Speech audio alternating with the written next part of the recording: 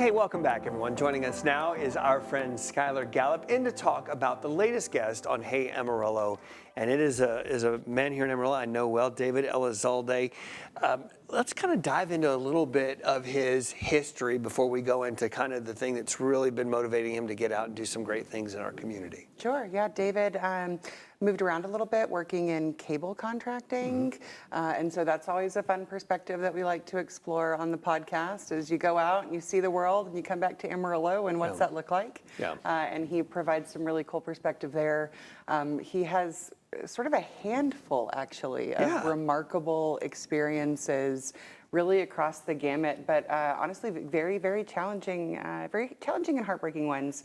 And sometimes those are the stories that are hardest to tell, certainly hardest to share from the people that are sharing them, but most important and most valuable to learn from. And I really feel like that's what David brought to the podcast this week. And for David to be so open and honest about, David lost his daughter in a tragic accident, and that has kind of really motivated him to get out there and to make people aware of Andrew's project. Yeah, of the dangers of drinking and driving. And not only does David do that work in our community and across the state of Texas, both in just kind of like grabbing the hands of other families that have to go through this tragedy, but also advocating for legislative solutions, not even really stricter ones, but more pragmatic and realistic solutions to kind of help deal with this issue of drinking and driving on our roads across the state. But he also was so candid and open about his journey getting to a place where honestly he could just kind of physically tell that story. Or you could just breathe at that moment, right? Because when something like that happens, it rocks your entire world, and just grabbing a breath sometimes could feel overwhelming. Yeah, so his story is very much a lesson of sharing awareness and thoughtfulness, but it's also how at least he found a way to not even get through, but be in grief. How to, he tells a story about he was laying in bed and a woman called him and gave him some really interesting advice. And so I think for any of us that struggle with challenge, certainly David's is a really extreme example. But any of us that struggle with challenges, kind of how to take that next step, he has some really helpful advice. What are some of the things that he grabbed onto after that accident where his daughter was killed by a drunk driver?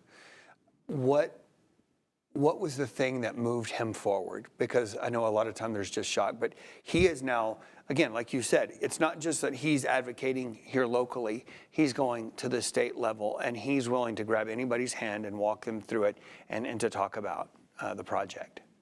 I think I ask him this because something that I've noted just hearing people's story of profound loss is oftentimes I've perceived that people feel like they have to do something with their grief. They have to put their grief to work.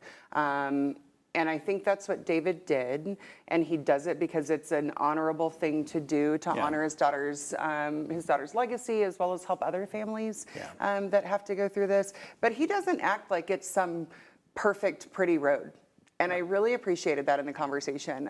He really talks about the struggles, the challenges, the doubts, the times when he couldn't quite get through it. And I appreciate his candor. Obviously, I appreciate his commitment to the work in our community. But it really is a remarkable conversation about grief, but about resilience and faith and perseverance, and as you've noted, a really, really giving soul. I want you to get to know David, and you can do that by downloading this podcast, Hey Amarillo. Go, whether it's Apple, Stitcher, Spotify, whatever, heyamarillo.com. Please go listen to this, and you'll walk away with a very unique perspective. Thank you so much for being here, and we look forward to next week's edition. Week. All right. We've got more Studio 4 coming up after this.